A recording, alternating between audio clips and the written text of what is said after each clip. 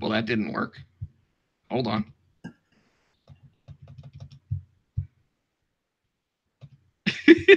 we're live, and I'm not. Here it goes. You ready? We're gonna go ahead and start now. Hey, what's up, players? This is Hall of Famer Teddy Long, and right now we're getting ready to have a six-pack challenge match with Potsy and Tino on the big podcast show. Holla at a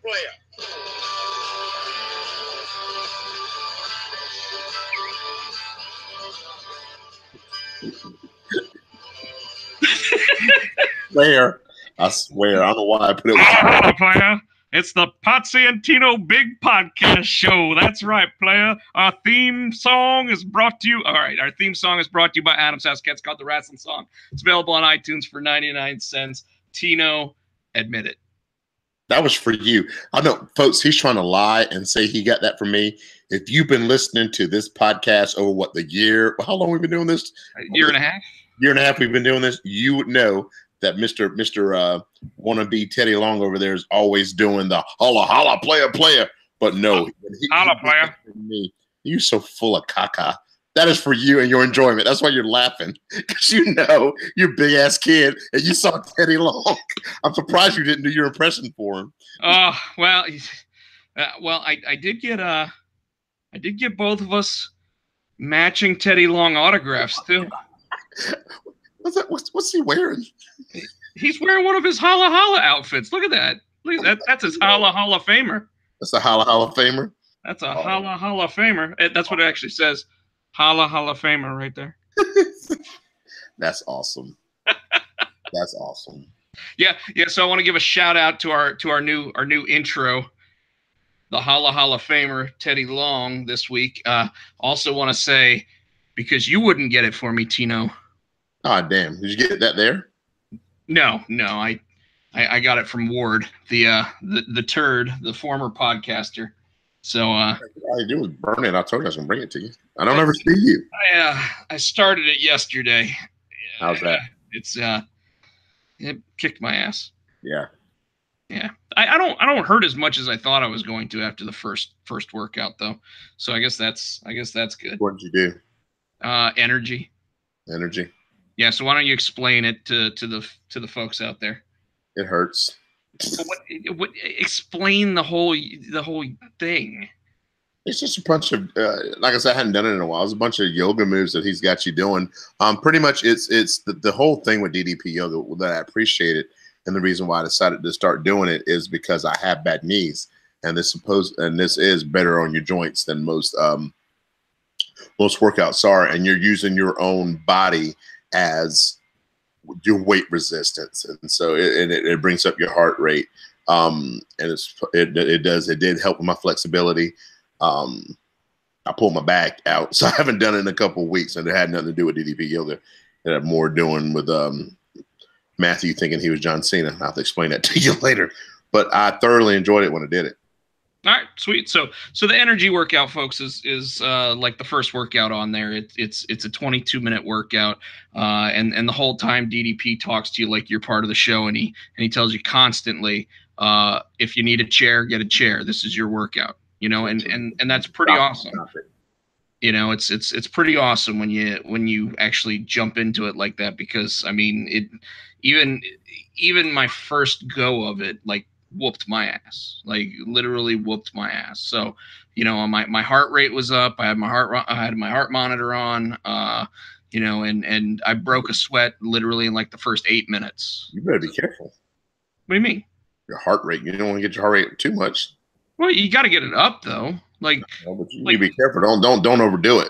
No. And that's where, he says, if you need to take a break, put it on pause, and luckily I made it through the first 10 minutes without any problems. I paused it, went, mowed the lawn, came back and did the rest of it. So you still had a good workout though. You got them used to mowing the lawn, so you still. Well, I'll tell you, mowing the lawn got my heart rate up to about 140, whereas the DDP yoga, I got it up to about 120. So, I'll tell you.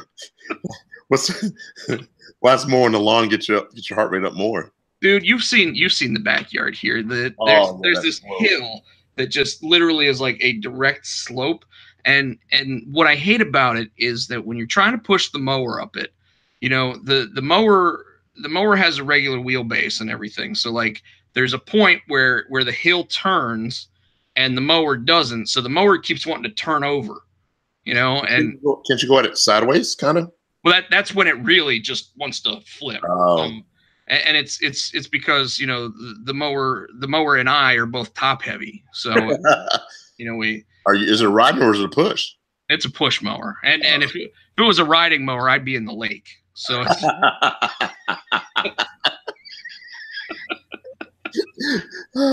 You've seen the lake. I mean, I've seen the lake. I'm scared of that lake. Joke. And earlier tonight, it was raining so hard. I took a 4-second video, and I won't post it to YouTube or anything. I might post it on my Facebook page.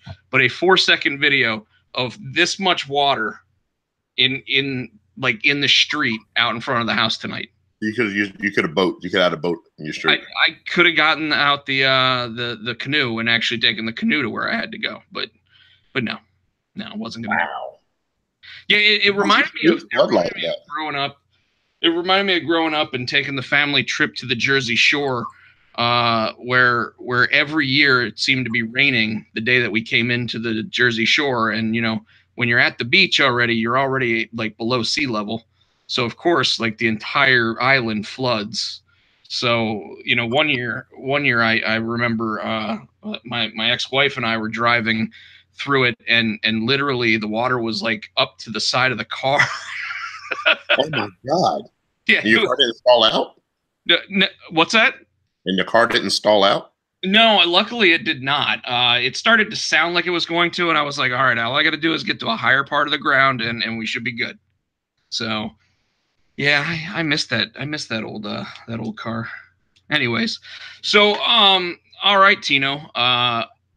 You know, last night we thought about doing this. I guess you fell asleep before you called me and said let's do it. Well, I was at a gig and they were supposed to be done at 10, and then they paid me extra. Said, "Hey, can you stay longer?" I'm like, "How many zeros you putting in that? How much extra you putting in there?" And they paid well enough for me to stay till midnight. Let's put it that way. Did they hit you with a 6-pack challenge? Dude, so literally, by the way, pack of Bud Light. So I actually I have another version of the Teddy Long intro, by the way, and it's the one where he messed up. You do have it? Yeah, I have it on my phone. You want me to play it? I want to hear this. All right, let me make sure my media is messed up. Folks, everyone's gonna get to hear Teddy Long messing up his 6-pack challenge intro for our show. So here you go. Hey, what's up, players? This is Hall of Famer Teddy Long, and right now I want everybody to know that we're gonna have ourselves a 6-pack challenge match. I forgot the name, with Tino and the Potsy and Tino show. God damn it! And after he said that, he goes, well, you got you something you can play and laugh at, and I'm like, yep, sure do.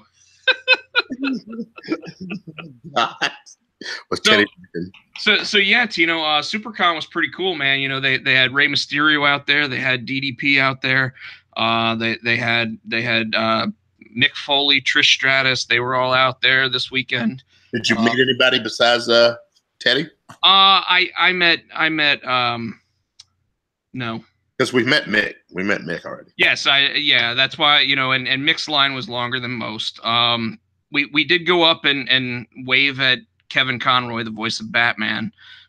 We went and met the guy who played Abraham on The Walking Dead. The ginger, the other ginger, your uncle, Michael Cudlitz, and the guy that played the mayor on Spin City. We went and talked to him for a couple minutes. I don't remember that guy's name. Bruce Bostwick. I could see his face. I just can't. Yeah, Bruce Bostwick was his name. And Lou Ferrigno. Lou Ferrigno was the other one. What? Lou Ferrigno was there? Yeah. I'd have marked out for Lou Ferrigno because I'm a big Incredible Hulk fan. I actually met him a couple of years ago at one of the shows, and And I bought his autobiography because, you know, it's a pretty cool read, because a lot of people don't know this, but the reason why he has such a hard time talking is because he's like 80% deaf. Yeah. You know, but I went up and I asked him about his dogs, and apparently he'd had to put his pugs down, so I was kind of upset about that. Is he still big? Is he still? Oh yeah, dude. Like his arm is about the size of my leg. Oh gosh. You know, and I got pretty big legs. I used to you know, lift. I used to squat like 700 pounds with these ham hocks. But yeah, you didn't know that? No, for what? Why? I just used to, you know, instead of lifting weights with my arms, I used to just squat. Damn, I didn't know that.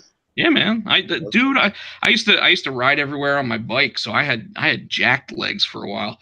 Now I'm fat, so I don't ride anywhere on a bike. But yeah, dude, a long time ago. That was like high school days. I was doing shit like that. You know, I do think it's important that on the show we do talk about those that we lost this week, Tino. Yeah. Two that I know. No, but the third one, I don't remember him too much. Yeah, Mick Foley talked about the third one, right? Yeah. Yeah, bad news. No, not bad news. Brown. No. Who's the black? The African American gentleman that died. Because I say black, and everybody's gonna go. I'm like, dude, I'm black, but it's okay. But we're on video now, so they can actually see it. Oh yeah, forget we're not on the podcast. Well, we are on the podcast, but we're on video as well. So yeah, like I forget what his name was though. I thought it was Bad News Anderson. It might have been. Yeah. There was Bad News Brown. He's not dead. It was Bad News Anderson. I think that's who it was. Yeah. Sketchy Joe. I know that was your birthday this week, but happy birthday, happy belated. Yeah, you're gonna have to tell us who it actually was. But the other two, Hall of Famer Nikolai Volkov. At first, when they showed the picture, I was like, and I glanced at it, I thought it was Nikita. I lost my mind. I was like, no, not Nikita. Then I realized it was that was Volkov. Yeah, and then the really crazy one was that surprised me. It caught me off guard. Was Grandmaster Sexy Brian Christopher. Brian Christopher, right? Yeah. Brian Christopher Lawler. But he's Brian Christopher, that was his wrestling name. Right. Yeah, you know, Jerry Lawler was actually out at SuperCon, which means I think he was actually in Raleigh for a whole week. Which is weird. Yeah. But you know, because I was on the same flight with him coming back from San Diego, so I think he was here all week, and he was not at SuperCon for the last day of the event. So you know, our thoughts and prayers go out to the families of those that we lost this week. It's always sad news when you hear someone lose their life, but then when you hear something about how like Brian Lawler actually killed himself in his jail cell, it's really disheartening and very upsetting. So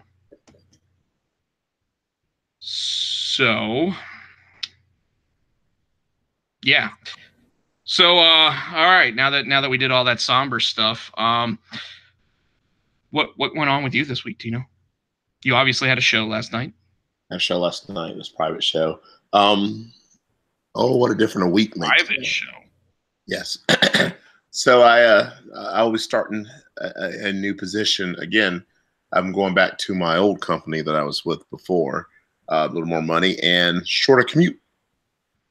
Well, that seems to work out pretty well.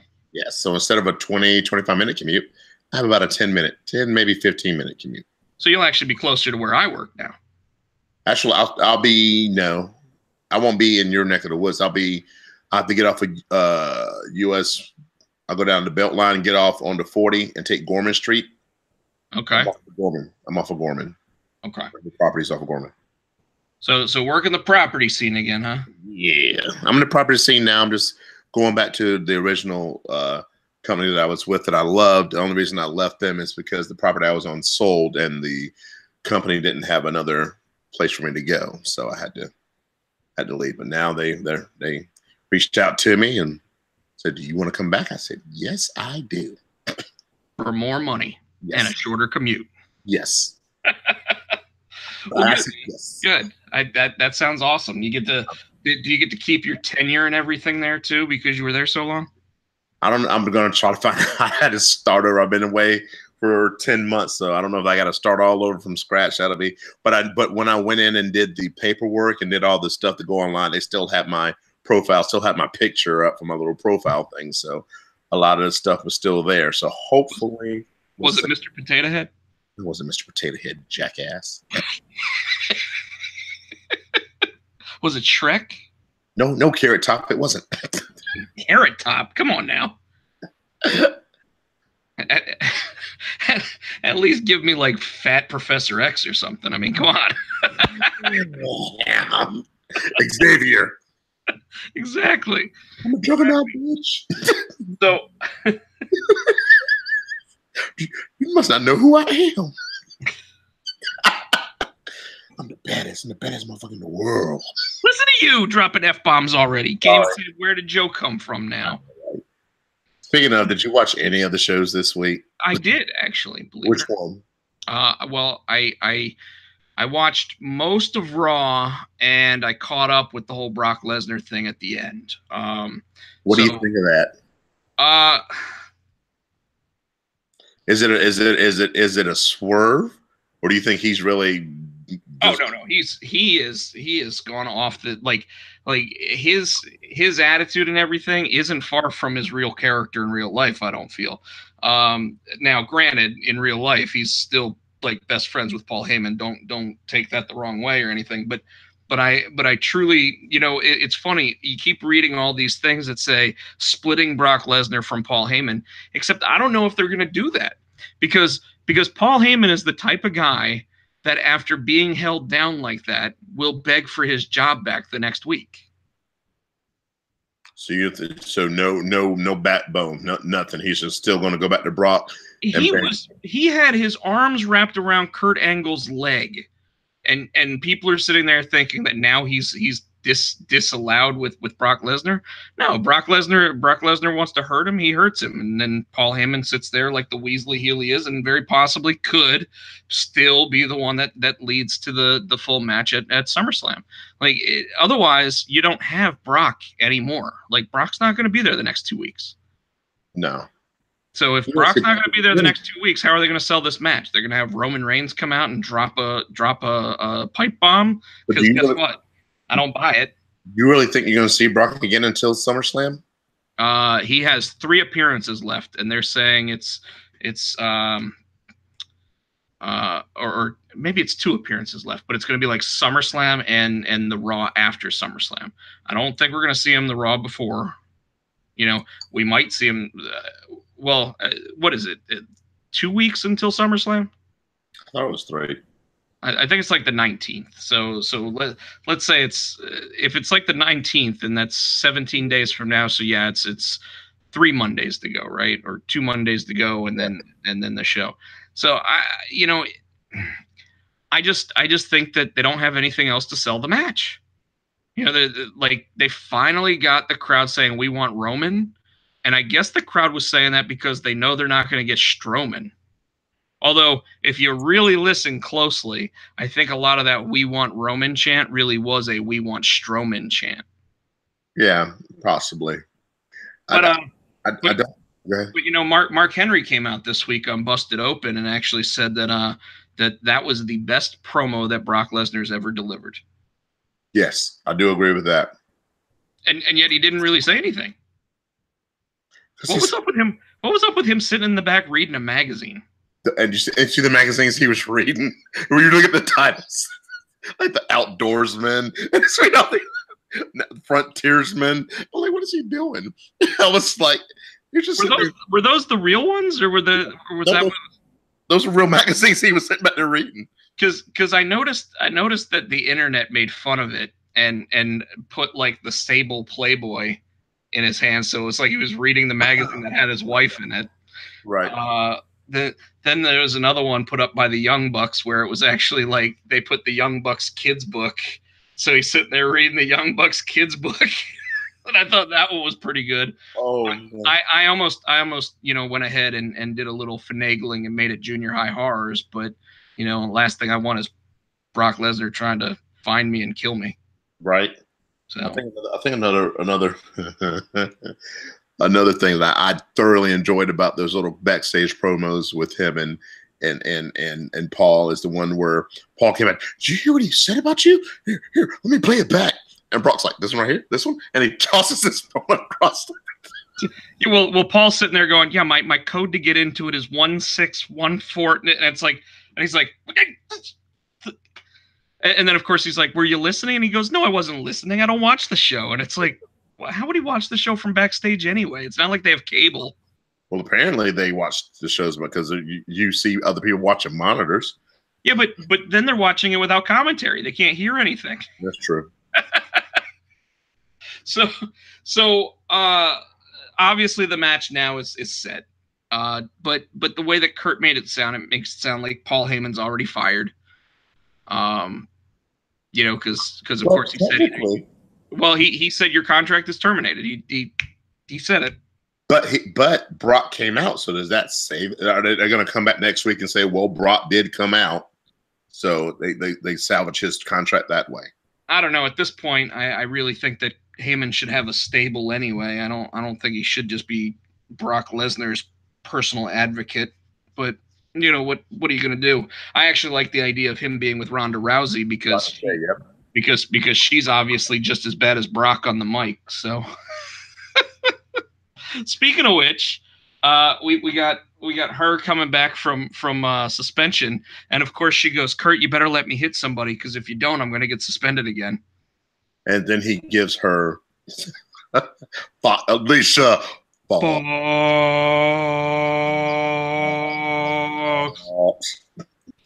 Yeah, Alicia Fox. And you know what? I love Alicia Fox's new gimmick. The crazy gimmick? Yeah, the crazy one that just wants to sit there and go.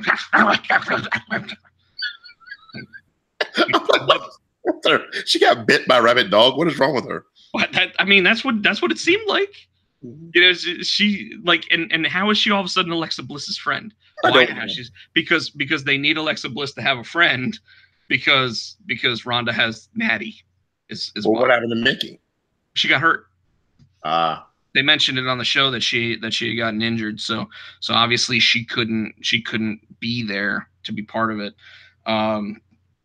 Just kind of odd. Yeah, so that match, like, everyone is loving the build up to it. What are you feeling about it? Like, about the Alexa and Ronda build up? Yeah.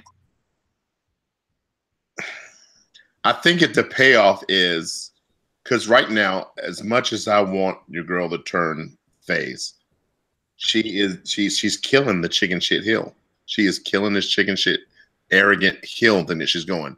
So yeah. I think it's Summerslam. I like the build up. It may be too soon. I like the build up if they have the payoff of Ronda getting the better of her and getting the belt. See, I don't think they can do that yet. Like, it's just not early, not late enough. Like, she's literally going to have her first match on Raw next week. It'll be her third match total. It'll be her first match on Raw. But so what do? They just keep dangling the carrot in front of her. Well, right now they've got the crowd behind her because Alexa is so good as that chicken shit heel that you keep mentioning. Right, but at some point, which I think SummerSlam, which is pretty much one of their cornerstones, one of her biggest shows, is where she ought to get her comeuppance. And if that's the case, that pretty much means that either, okay, they can do it where she gets her ass, where she gets beat, but she doesn't lose the title somehow, but she still gets hers. Or her real comeuppance is she loses that title. Not saying that Ronda has to, because there's still Money in the Bank. No, she cashed it. No, Alexa's the casher. Yeah, I don't know. I agree with you that it's probably too soon to give Ronda that belt. But the way they're pushing her and the way this angle's going, that's where I see it heading. I don't know. I kind of see it being one of those matches where all of a sudden you see Nia Jax come down and get involved with it. You see Natty come down and get involved with it. It's possible that Natty finally turns on Ronda. You know, I've been here 15 years and I've only gotten like 3 title chances, and yet you've gotten 2 title chances in a month and a half. You know, like I could totally see that playing out. I could also see them saying, okay, Ronda's not going to win now, and she's still going to chase after it so she can actually win it at Evolution. Mm-hmm. You know, because obviously if you want that to really sell as a pay-per-view, you're going to have some big names on that card. So obviously you've already got the idea of Trish Stratus and Lita being on it, and everyone's saying that they want them to wrestle. So, you know, Or you could give have Alexa lose the title and win it back at Evolution. I mean, no, I think as soon as Alexa's out of the title picture, she's going to be out of the title picture for a while. I could totally see her actually starting up a tag team with somebody and actually being part of that new women's tag team division they're talking about. okay. You know, and obviously Sasha and Bailey look like they fixed all their problems. So they're going to be part of that tag team. We didn't even get a payoff there.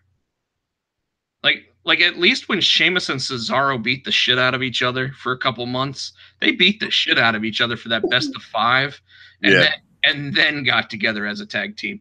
Bailey and Sasha beat each other up in the back halls of an arena, and then did anger management, and now they're best friends again. Yeah, something. Yeah, I don't know. They kind of, and I think, like you said, I forgot all about the new women's tag team thing. Maybe they kind of squashed that and put it on the back burner to try to get them back together so they can set them up for the tag team division for the women. Well, I think that's going to be something that they're going to announce for Evolution, and they'll probably start a tournament. And if they're smart, Tino, what they'll do is they'll only have like it'll be. Remember how the tag team titles used to actually be the co-branded tag titles? That was my next question I was going to ask you. Are they going to have one for Raw and one for SmackDown? I mean, if they don't, they really don't have enough tag teams. You know what I mean? And if they're trying to keep the brand separate, they're going to have their own, which means they're going to have to bring up more. I think that's probably why they're having the Mae Young Classic too. They're trying to influx more women into NXT so they get some of those girls out of NXT and bring them up to the main roster. Well, you know, what you bring up is a good point, and here's something that a lot of people wouldn't realize is that almost all the women could qualify for 205 Live, so they could actually defend those tag titles on 205 Live, since all of them besides Nia Jax are actually below 205 pounds. So against the men, or just they're going to have some? Because there's no women on 205 Live. My point exactly, but you could totally see them moving the women's tag team division over to something like that. I'm just thinking that you got to figure out a way to get all that to work, you know. And right now, I think that there's already too much programming. Because I mean, think about it. Here's Bobby Lashley, who last week is wrestling against Roman Reigns to see who goes up against Brock Lesnar, and this week he's going up against Elias. Now, I'm not saying that that's really a step down, because I think Elias is upper mid-card at this point. And obviously the rumor is that, you know, your boy, the Eyebrow, is thinking about coming back and playing around with some of the wrestlers a little bit. And number one on that list, especially if you heard Elias come out in Miami and say that he's even a better musician than The Rock. And then he made fun of Pitbull, which was awesome. It's That like, was funny. you guys listen to that trash music from Pitbull. And then he put down Rock's College. Yeah, the U. So if you're saying Elias is upper mid card, if he's going to mix up The Rock, that's going to bring him up to main event status, wouldn't it? Well, maybe, except for the fact that, like, if you put him up against The Rock, it's going to be a squash. And so it is a step down for Bobby Lashley, because Bobby Lashley was in that main event picture. Now he's back down to upper mid. However, Bobby Lashley went from really bad program with Sami Zayn to really good program with Roman Reigns to really bad, to who knows what this program's going to have come out of it. I mean, anytime you have him sitting there trying to sing a song, like, are they just, is this Vince's way of saying, you left me, so I'm gonna bury you a little bit before I give you a little bit, because we know that the reason why he beat Roman Reigns was because Vince wasn't backstage. Yeah. You know? And then a week later, he's losing to Roman Reigns, even though Roman Reigns didn't really do anything to get into that match. You know, I don't know. I there's so many things that just bug the crap out of me about that. That like Bobby Lashley has the capability of being upper mid card or even main event status because when he was in TNA, he was the cream of the crop there. And that's why I was hoping that they would set up a Bobby. I want to see a Lashley versus Lesnar match. Well, I don't think you're going to see it because one, I don't think Lesnar wants it, and two, I really do think that this might be the last we see of Lesnar besides in the UFC for a while. Oh yeah, he's done on WWE for a while. Well, the question is whether or not when they announced that he had signed a new contract with WWE is if it was really a real contract or if it was something where he literally is paid for by the date. And right now Vince is like, well, it cost me $6 million to get him. I'm just not gonna use him. Like we don't know. Yeah. And it's not a good status to be in to sit there and go, well, is Brock ever going to show up again? Because he's not young. He's 40 years old. They got to do something with him. Well, I think that you see Roman beat him. You see, and the rumor is if that crowd turns on them that night, that whoever wins that Money in the Bank contract match comes down and actually takes the title. And I'm hoping to God it's Braun. I mean, we said all along that Braun doesn't need the Money in the Bank to win the title. But we also said that Kevin Owens is a great chicken shit heel. So it makes more sense to move the Money in the Bank onto Kevin Owens because if Braun Strowman wants a match, he's just going to walk down there and say, "You're going to give me a match, or I'm going to give you these hands." You think so? Yes. So yes. So he'll just snatch the belt off of Kevin. I could totally see Kevin Owens winning the championship, and you see them in a three-way dance because obviously Roman will get his rematch. Although it's weird because I guess Brock would get his rematch whenever he wants it, wouldn't he? Well, I mean, Finn Balor still waiting on his. He never lost it.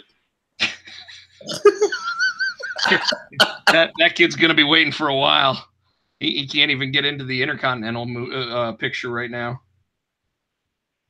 Speaking of, so with Dolph and his hair, see his hair Monday, dude. Ever since they did those all those pay-per-views are gonna have everybody singing commercial where Dolph just had like Tina Turner hair going on. Like, I don't know what's up with that. Like, it used to look like spaghetti, and now it looks like a white person afro. It was down. I think I don't understand. They had Bobby Roode came in with so much promise, and now it looks like they're putting him in a program with your boy, some bitch that I hate. Your boy. You know what they need to put him in? I hate Mojo Rawley. You know what they need to put him in? What?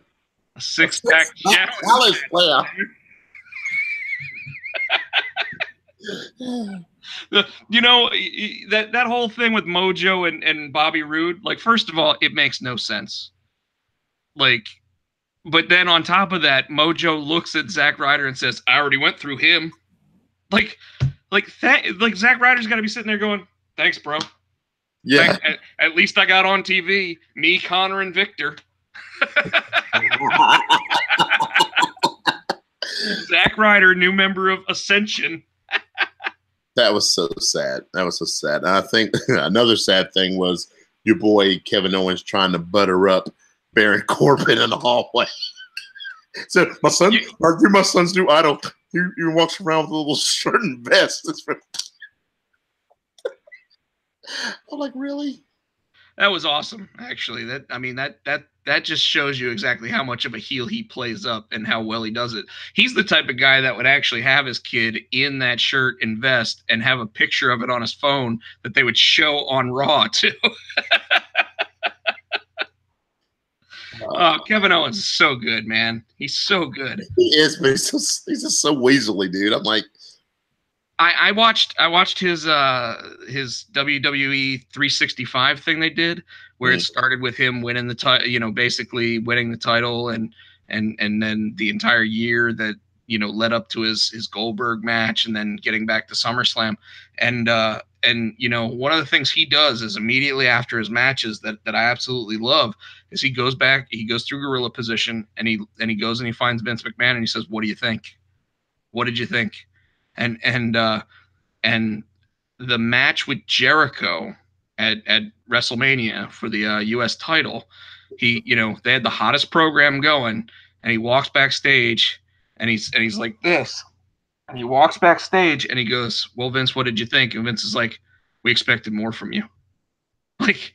And it's right there on the program, and you just see him, and he's like, "That's what I thought," and he like turns around and like walks away all disappointed and stuff. And then obviously he started the program with AJ Styles that went on like for a year, and you know, like he kept being interviewed by the people following him, and you know, he's like, "I know AJ and I are better than this, and we're just not putting on the matches that, you know, like are indicative of us being this good." And it's crazy because he's absolutely right. They're two of the best, and yet for whatever reason, like, they could not put on the type of match that everybody knows that they're capable of. And speaking of that, you think they put AJ versus Samoa Joe so that they can have a really good quality match at SummerSlam? yes, because you know those two, because they've worked together enough, and they've worked together all over ROH, TNA. They know each other, and I think they can put on a 5-star match together. Well, I don't know if the program will allow them to actually put on a 5-star match because, you know, like right now they're going for the brutality of Samoa Joe feel. I do think that given enough time in a match that they absolutely can steal the show. The question though is that right now you would assume that Brock Lesnar's closing out SummerSlam. Yes. Even though, just like WrestleMania 20 or 20, 24, whichever one it was, him and Goldberg, you kind of feel that, well, since he may be on his way out and he might hijack the show, do you really want to close the show with him? And did they put him on last? They probably would put they'll put the Universal title on first before they put the WWE title on, right? I think that the WWE title will be the one that's like middle of the way through the show. Although they'll close out with the world, they'll close out with AJ and Samoa Joe.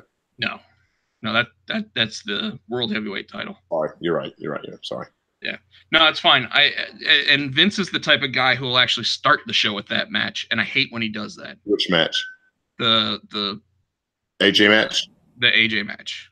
Like he'd do something like that just to get the crowd roaring for it. Well, hey, we got breaking news since we're live. Breaking news, folks. Bleacher Report is reporting that Glenn Jacobs, who also, by the way, was at Raleigh SuperCon last week, Glenn Jacobs, also known as Kane or Duke the Dumpster Droese. He was not Duke the Dumpster. No, he wasn't. He was Isaac Yankem, though. Yes, he was. He was Isaac Yankem. And the fake Diesel. What's that? He's fake Diesel, too. He also was fake Diesel. You are absolutely right. Kane, the Undertaker's brother, has been elected mayor in Tennessee. Awesome. Yep. Awesome. So he and the Undertaker actually went on the campaign trail with him for a little while, signing autographs and stuff. Yeah, he did. You can look it up. So okay, so I got to tell you, you know what probably was the best promo given on SmackDown? I'm trying to remember. I watched most of it. I think I fell asleep on a lot of it. Carmella. Yes. And you thought I was you thought I was that I was gonna no, absolutely. Carmella's backstage one with Paige. No. The one in the ring where she started by basically saying you know, the whole thing about evolution, saying that nobody thought she'd ever be anything. And you know, and it was like Becky Lynch was the one that actually would sit there and tell her to keep trying, you'll get there. Oh. And of course, work, or mixture of both. What's up? Shoot, work, or mixture of both. Well, all of it's a work, right? Obviously, but the fact is that without a doubt, when you looked at her, Enzo, and Cass coming up, you looked at her as eye candy. She was gonna be the Miss Elizabeth. I think a lot of that it was a shoot. Yeah. I think was really going from. She was speaking the truth, and you could tell that she was really getting emotional for real, and it wasn't part of that act. Well, I read on Bleacher Report this week that WWE has really started applying more effort to make SmackDown a competitive show. Mm-hmm. And I think you can see it. You know, the return of the actual Viper. You know, not the legend. Well, I guess now he is still the legend killer, but he's also the guy who's killing all, you know, everything else, like wiping off it just took way too long. Like the symbolism of what he was doing with Jeff Hardy was great, but yet he took too long with it. Yeah. I'm right? Yes. Okay. Like wiping off the face paint and everything else, and basically saying that, you know, like he just erased Jeff Hardy was pretty awesome. The Carmella thing where they brought back Charlotte. First of all, I don't think that it should be a three-way dance. I think that it should be Becky Lynch versus Carmella. Yeah, I don't agree with it either. I think that Carmella is going to sneak out with the championship again, and it's going to start a feud between Charlotte and Becky. Really? So who's going to turn heel, Becky or Charlotte?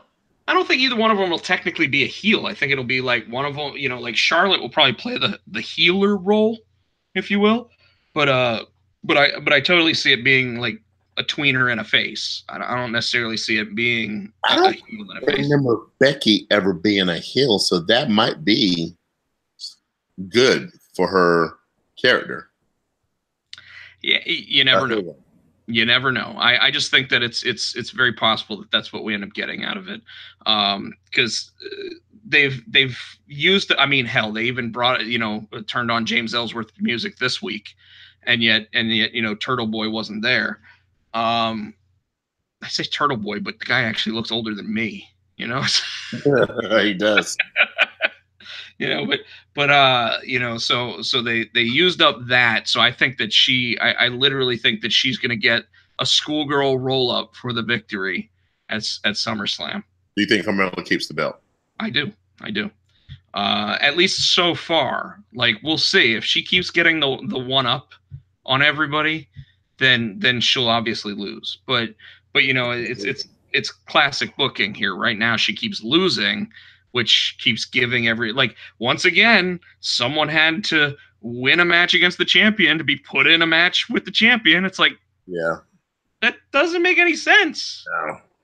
Like in boxing or UFC, you never have the champion go up against somebody to then go, oh, you beat me, and put a blemish on my record. So now you get to go after the championship. Doesn't make sense. That doesn't make sense. Hate it. I hate that booking. Like, it makes me so angry, Tino. Like, it literally just grinds me, man. Just, anyways. So, all right. So yeah, liked all that. I found it odd that that Nakamura wasn't really doing anything. I don't understand what the whole Nakamura had to do with the Randy Orton Jeff Hardy thing, though. Well, if you remember, when Nakamura was a good guy, him and Randy Orton tagged for a while. So I wonder if Randy, because if you notice, Randy was like, he finally told him to kick his head off, you know, and allowed him to have that kick. Speaking of Nakamura, did you see the video I posted on the Facebook group where he misses the low blow and the referee catches him? Yes, folks, if you haven't seen this video, it's hilarious. It is probably one of the best comedic moments in a wrestling match since like Eddie Guerrero tossing the chair at the other person and falling down and pretending to be hit, which Nakamura has already done in this event as well. So you have to go out and look for it. Nakamura misses the low blow on Jeff Hardy, but the referee catches him doing it. And Nakamura just has this look on his face like, oh. While his arm is still here, he's like, looks like Tugboat.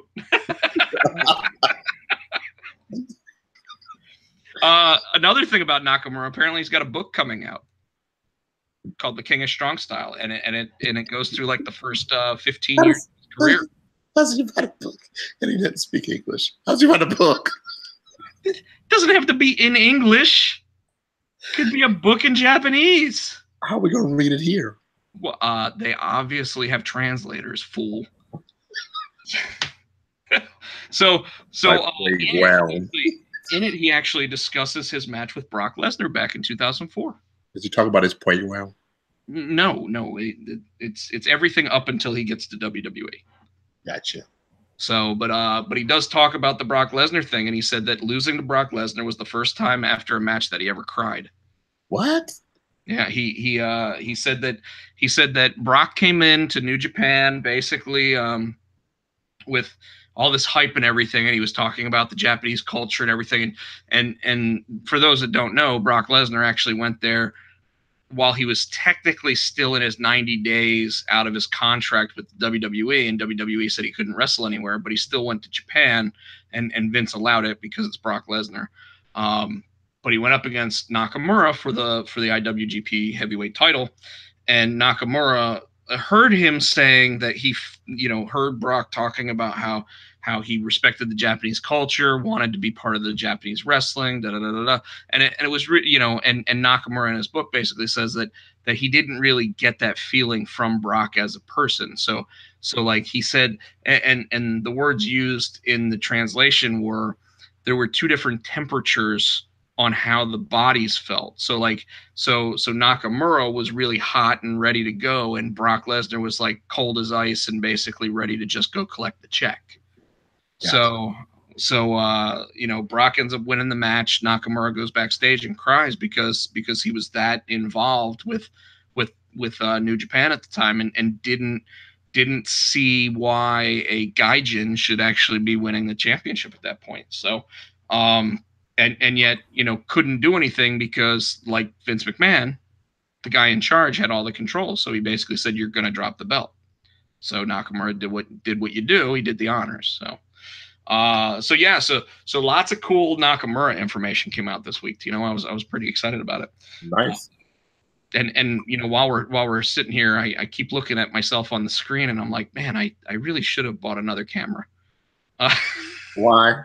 Well, because yours looks so much better than mine. I said that last week. I'm like. I have a. Ladies and gentlemen, welcome to the MacBook. Now, granted, my laptop is like 3 years old, so well, I got another one directly below it that I'm going to be using for artwork. So it's got a Wacom tablet on it, which is the MacBook. What's that? An Apple. I'm not getting any. My brother-in-law works for Lenovo. I'm not going to get an Apple ever. I did tell him that I did kind of want an iPad Pro though. So if anybody wants to help fund my iPad Pro, that's the only way I can get one, is if other people buy it for me. Go fund me. At this point I might be able to talk some people into paying for a GoFundMe for something like that. With all the comic books and everything else. Hey, help me get my art out there. Anyways, so what else did you see that you liked, because I actually felt that the programs were solid this week. They were solid this week, and I was going to say that's probably the top things that I was going to like about the Raw and the SmackDown. I did want to jump to NXT real quick. Oh. Did you see the promo with your boy Ciampa and Aleister Black? Have you watched NXT this week? So I have not. I haven't even watched the match yet where Ciampa wins the title. And you know, like we were talking about last week, it apparently was because of interference from Johnny Gargano. And of course that made Johnny Gargano feel like dog doo doo. He really felt like dog doo again this week. Can I take? Okay. Yeah, go ahead. Go ahead. Spoiler alert. So if you guys who listen on the podcast, you might want to pause, fast forward. Anybody who might watch this video, I don't know what you're gonna do, but what you gonna do, brother? Fast forward it a little bit. So Ciampa comes out, and of course he's rubbing it in, and people are booing him. I love, first of all, Ciampa. He goes up to the old grandmother, doesn't he? Yes, he goes, I recognize you. He goes, I recognize you. I won this belt last week. You didn't think I'd do it either, did you? And he was all in her face. And she's like doing like this, like he has a small penis. I don't know what she's doing this for. But maybe she was back. He's playing his classic kill. He comes out, no music, and people are just booing him. He's coming out, like you said, he doesn't sell his shirts. He's talking to the belt. He's like, what? What'd you say? What, you think I deserve you? I think I deserve you too. We make such a good couple. And he kisses the belt, and he's just rubbing it in. Aleister Black comes out. As Aleister Black music hits, he's walking to the ring. Gargano runs by him, jumps in the ring, and proceeds to put the beat down on Tommaso. Tommaso, being the chicken shit heel that he is, grabs his belt and goes out. Johnny's in the ring with his back to Aleister Black, and he's hollering, it's because of me you won the title. Look at me.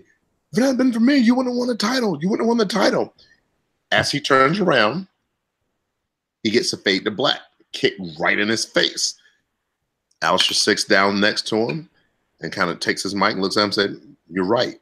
It is because of you. And he gets up and walks away, which leads me to believe triple threat at Brooklyn. Well, we already know Johnny Gargano is going to get no sleep till Brooklyn. But I'm wondering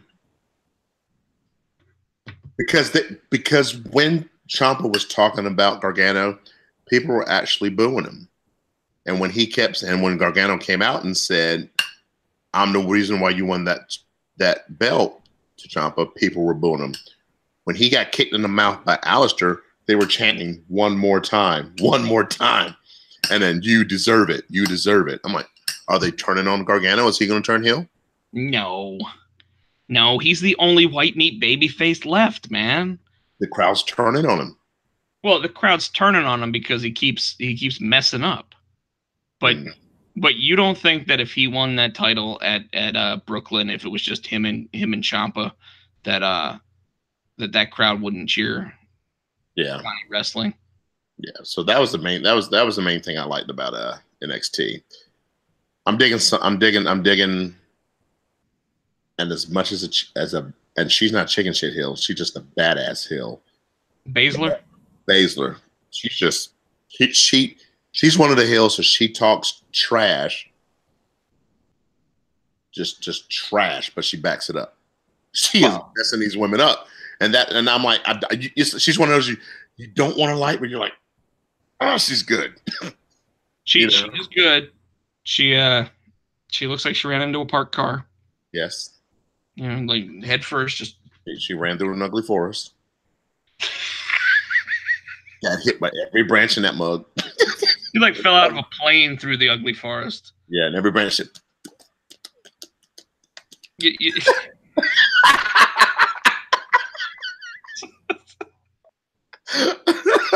Alicia Fox is like this to her.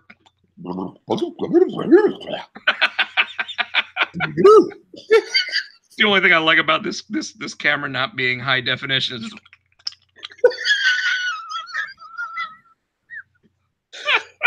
like drunk or something. You're like, what's going on? It's like one of those horror movies.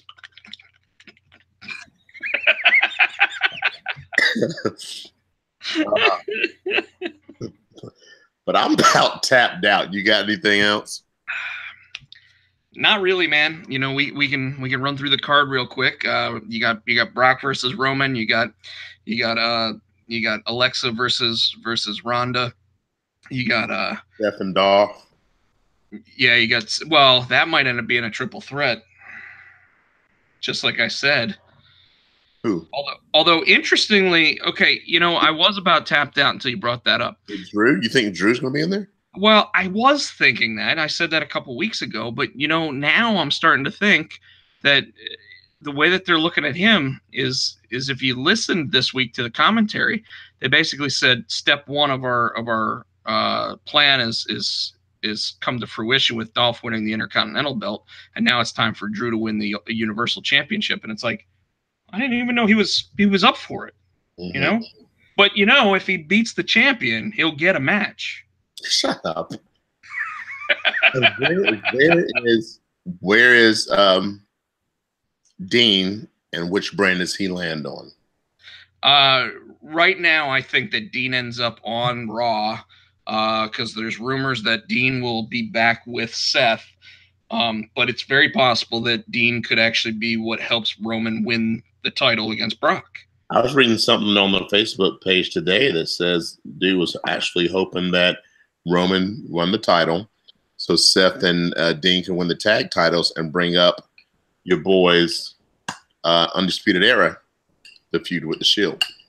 Yeah, I'm reading that right now actually on the wrestling and comics site, and I hadn't thought about that, but I was like, no, they don't need it. They don't need it. Okay. Although if they did decide to put Dean and Seth together, them against Dash and Dawson, the Revival, yeah, would be awesome. Yes. Like, what do you think about your boys? I forgot about your B team. What do you think about your boys when they were in the ring and they're like, "We understand you want to fight," and they got pushed out of the way so the leader of Worlds and the Revival could fight. I think the experiment with the B team is over. So who gets the title now? You think? I think it's time for my boys to get it. The Revival, honestly. Well, they've been panning for it, and it looks like the more we talk about it, the more we see a little more influence from Triple H, and if that's the case, then you're going to start seeing guys like Lashley moving up the ladder because obviously like it looks like Lashley and Triple H are the reason why that deal came together. So I don't know, man. It's going to be interesting to see where we go in the next 6 to 8 months, and really interesting where we go in the next year. The final news, and then we can call it a night. Okay. One Daniel Bryan still not signed to a contract, and we are now less than 30 days away. And if you saw that preview from The Miz, he even part of it's like you should just let your contract expire and leave. I was like, whoa. Well, the rumor is that The Miz is going to win that match at SummerSlam, even though so far he's making it sound like they're not going to have a match at SummerSlam. Why would they let The Miz win that match? Well, if Daniel Bryan's not under contract, they're not going to let him win. That's true. So what if he signs one? You think then you can tell though that it's a much different world than it used to be because this would have been where like if it was back when like Jericho left WCW, he was held off TV for like months. Mm-hmm. And we're not there anymore. But you damn well can believe that if he ends up on the independent circuit, that he's going to be wrestling for Ring of Honor at Madison Square Garden in April. So you got to think that Vince is going, well, we just did sign that $460-something million deal with Fox and USA. So how much of that do we go ahead and we start shelling out for the talent that we want to keep? And it's funny because you and I both know, Tino, that the reason why they're afraid to shell the money out is A, they're afraid that he's injury prone, but then they're also afraid that like they've never thought that he was worth it. So they don't want to give him the money. But if they let him go and he does end up back at Ring of Honor, he's going to rock it. I mean, they don't know what they have. They don't know what they have. He would be like he would command seven figures based on his booking. The guy would have to work, like he'd only have to work like one day a month, and he'd probably command $20,000 to $40,000 per booking appearance, and that's for appearances. That's not even for matches. Yeah. You know, like I can't imagine how much he's actually worth in terms of what people would pay him right now. You know, the only downside is that you don't have a WCW that can throw around, you know, $5 million to sign him. But I was looking too. I think it's also on the wrestling page, wrestling comic page. They were saying that TNA, they saw a TNA belt on the Ring of Honor. So Ring of Honor, which I've always said needed to happen. Ring of Honor and TNA joining forces. Well, that all started when Cody actually signed contracts with both of them. He was allowed to show up on both, and now Austin Aries is doing it. But it actually looks like it's because Don Callis is actually in charge of Impact's booking team right now, and he also is the commentator on New Japan, which has a great working relationship with Ring of Honor. So like you know, I was reading today that he's in charge of the booking, which has given them kind of like a sign of new life, and their programming and their Slammiversary went over really well and got talked about constantly. TNA is picking up. And my thoughts and what I've been hearing are that the Jera Cruise is going to have a Ring of Honor versus Impact theme to it. I've always said if TNA, Ring of Honor, and New Japan join forces, they could give we could have another WCW, WWE.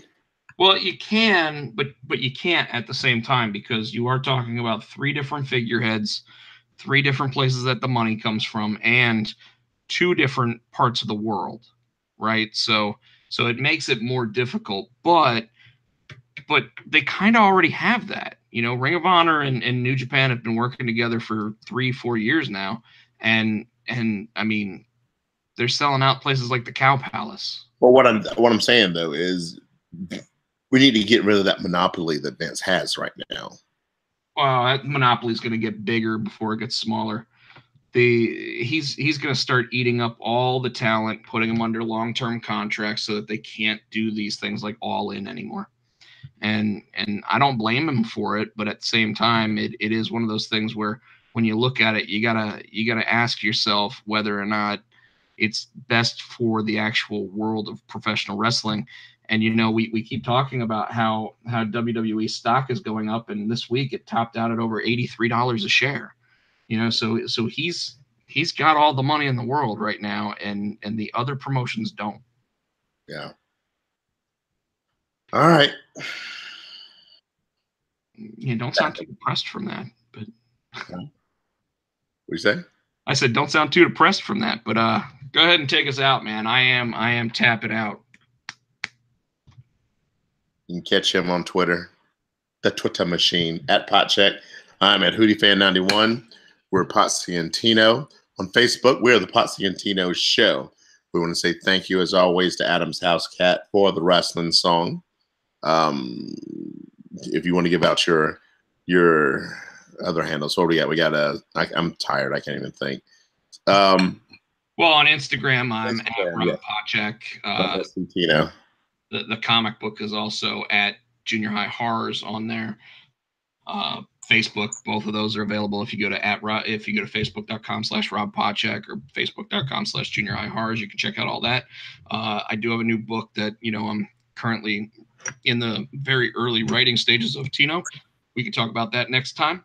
And until then, Ric Flair, you hear? I think he's saying, woo! Good night.